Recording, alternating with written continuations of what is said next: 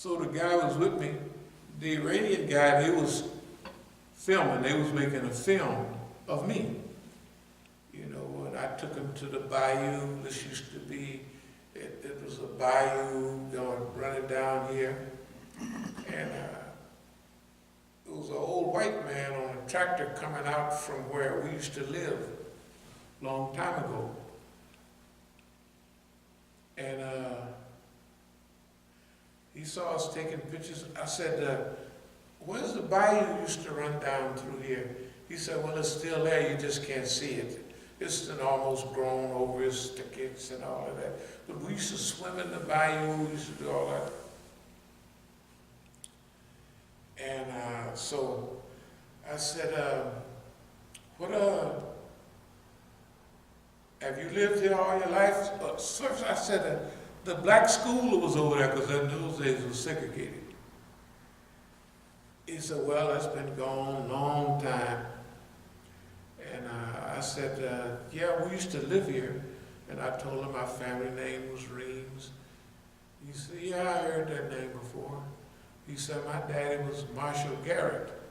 I said, your daddy was Marshall Garrett. Y'all had a 1951 Mercury.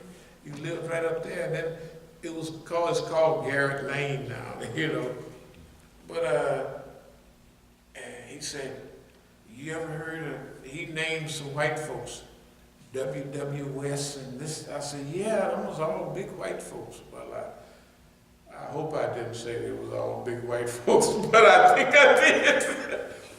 Because when you get around that environment, whether you want to or not, you start talking to people like they understand and like, oh yeah, man, it was a whole, when it's chopping cotton in there. You start, the cotton gin was right up there, and you forget yourself, and you start talking just like they remembered you, you know. And most of the black people had left. But anyway, he was still filming. He said, you could go talk to my mama. She's 88 years old. I said, Marshall Garrett must have married a young tender. She was about young for her to only be 88 then, you know. And he looked like he was my age. So anyway, when we was at the church, we just walked in the church, and then we walked to the back. He walked to the back. I sat down, and he went to the bathroom, made a woo and all of that. They was watching. The whole church was paranoid. There was a police outside, and the whole church was on notice that some people might come and do so. I said, how did they get that news? You know, I mean, it was a police car and everything across the street. And so when I stood up to talk, I said, yeah, my family, we came here, I came here because when I go to this guy's country, they take me around and show me the country. And I said, they wanted to come and see where I'm from and what have you. So I was just showing them around. I said, you know, our name, the Reams, is out there on, since 1900 when this church was founded. It's right out there. And I said to somebody, we was here, and one of the ladies stood up, old lady, she said, I remember y'all. I remember Juanita, that was my sister, and I remember all, you know. I said, thank God, somebody remembers. And the preacher was rolling his eyes, and everybody, they didn't calm down till somebody from there, actually, because they thought, they looked at this Iranian, and he looked like the white boy, they shot everybody. They thought we'd come in there to knock everybody over. But that's how sensitive people are nowadays. We have to avoid that type of sensitivity, or we have to train people away from that type of sensitivity. What I'm going to get to is what we've been into a long time. And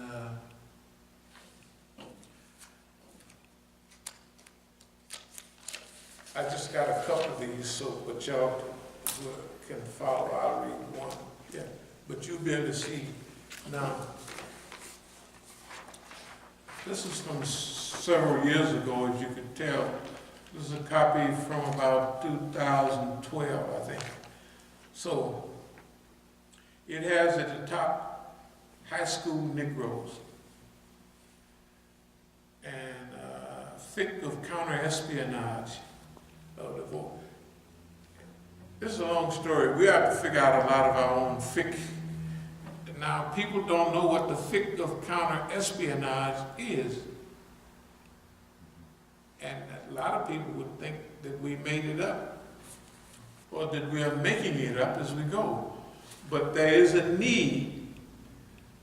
All our groups are infiltrated and sabotaged, so we need a fiqh of espionage.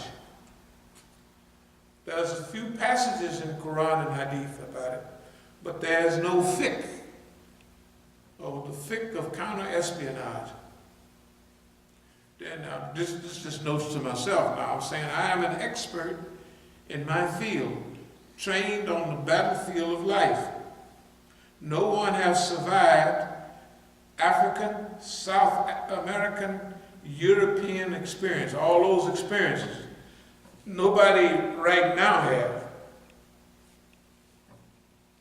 So they ask, it's like asking the question, champ, how do you feel about your upcoming fight?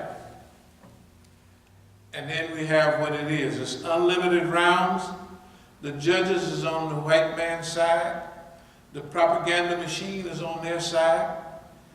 He has a history of head-butting, poison in the water, eye sting on the gloves, you know, like Muhammad Ali, the eye sting, listen to hit him and his eyes are stinging. That's the history of the white man. Right? I mean, that's just the history. He's a cheat. He has, look, everything is on his side. The judges is on their side. The propaganda is on our side. One guy can lose and they say, so-and-so really gave him a good bashing. And the people, the judges say, sure, he sure did. Now, training. 500 rounds. That's a training principle that whatever you do, if you do 1/3 of that, that's what this 1/3, if you want a marathon, if you practice 8 or 10 miles, if you'll be able to run a whole 26-mile marathon. You'll be able to do that. That's a general rule. Now you should put a couple 16-mile runs in there and a few higher. But the general rule that if you're doing boxing or something, if you spar 5 rounds, you should be able to fight 15 rounds. I don't know if I set that one too right, but okay. Now, I have another page that you don't have. It talks about, what does it talk about here? Counteroffensive, era of eloquence, audacity. This is what I want to get to. Delay is not procrastination. Delay until you're ready. Allah makes you ready through your training. Okay, I'll go back to this paper. If it says boxing 500 rounds, that means you ready for a long, long range fight. And the rounds are different. You can see that we've been expecting all this. Now, I would call a round like what we did here recently. We said we're ready to do this, we're ready to do that, and we went around to all the places, right? Okay, then last week, it's almost as though we stopped. Did you notice that? I mean, not stop completely, but we didn't go out. For the first period, I went out every night somewhere. Then we put a little slowdown. Now we call yesterday the first round, let's call it round 250 of the fight, I don't know, thousands of rounds. Why is that? It's because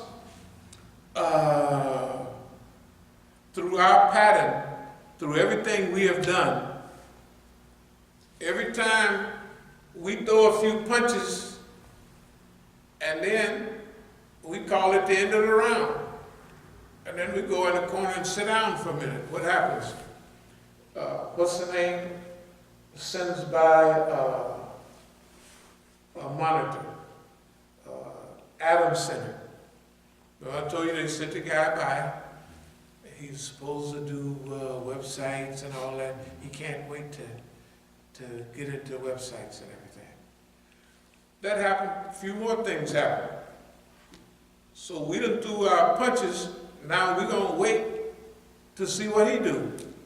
That's why it says right here, delay is not procrastination. That's what it says. Delay until you're ready. What was another show yesterday? The Press TV. Press TV is just might as well be, well, we're not going to talk about it today. But they that signaled to us that we made the right decision before, because we classify in our own classification, the Press TV is a new round, because we haven't been on Press TV in months and months. So what it means is, are we being monitored? Yes, we're being monitored. How much? 150% as always. Right? So now, here's the deal. We say a bundle of success traits: patience, focus, endurance, tenacity, determination, confidence, stickability, visualization, expectation, all that self-image, self-control, self-esteem, goal-setting, responsibility, lock on and lock out. That means lock on to what you're doing and lock out everything else.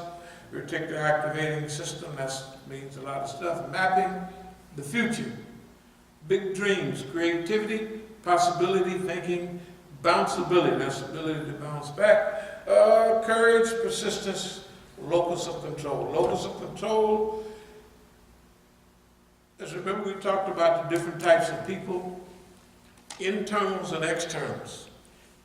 Internals believe that the location of your future is in you. That's what they call it, locus of control. Where externals believe everything out there control them, their job control them, the boss control me, right? They believe in external things control their life. This is actually types of people. So externals believe that they don't have much control of their life. They're just floating in the wind almost. Internals believe they have the main control in their life. The people who are most happy are always internals. So no matter what happened, they said, oh, well, I had some activity in this. I had some dog in this fight. I did this much, that much. I don't control all my life, but I control 20% of it, or something like that. Externals don't believe they run nothing, and they're always unhappy, and they're always crying. If they get a bad test, they say, it was a test. It wasn't me. It was a test, right? If something happened, they'll say it was a white man halftime, right? It was a boss, it's this, right? All those external environmental circumstances. Now, this one has Supreme Allied Commander. To yourself, you have to give yourself names. The Supreme Allied Commander in World War II, think about it, in Europe was Eisenhower, right? 5 stars, only 2 5-star generals. And on this side, it was MacArthur. MacArthur, his stuff was hit them where they ain't. Now, I run across this in 1970, because Gregory Peck made a movie about Judge Douglas MacArthur. And I happen to like history, and I just happen to remember it. Because I've seen the movie about 30 times since then, but I remembered it. Hit them where they ain't. And you remember what it meant. It meant the Japanese are all right here, and they're attacking the Japanese, and they getting slaughtered. He said, I don't like this. So he says, I ain't gonna hit them where they are, I'm gonna hit them where they ain't. I'm gonna go around, and it worked. That was another general, Patton. It was another 1970 movie. He believed in reincarnation, of course. Probably because he was so good at history. He believed, I've been here before. This is a battle. And he would see certain things, and he was a great general. But he did something, they put him on the ice for a while. He was so mad, he slapped the little white boy, right? And they just was, the people back here was mad at him.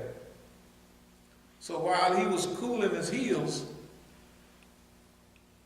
they were sending them messages. He says, the message said that we don't have to worry about the Germans because this is midwinter and the Germans have never launched an attack in midwinter.